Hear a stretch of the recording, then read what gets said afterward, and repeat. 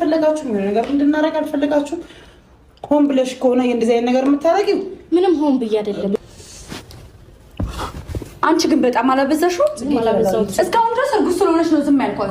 ስለ ስርዓትሽን ያዥ ባከሩ ዛዙ በቃ ጽጌ ተረጋጊ።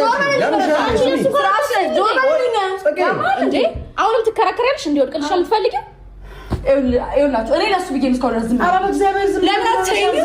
አይ ዶንት ኖ ምንድን ነው ችግርሽ? ያምሽ ችግር የለብኝም። እራፊ እኔ እስካ ኖ ጽጌ እሱ ኮንፈርት እስከተሰማው ድረስ በቃ ችግር አይደለም። ችግር ለምስራ ለቀቂ ባክሮዛ አንቺ ግን ስነሳለ ምን አይኖርሽም። ጽጌ ቆይ ተረጋጊ።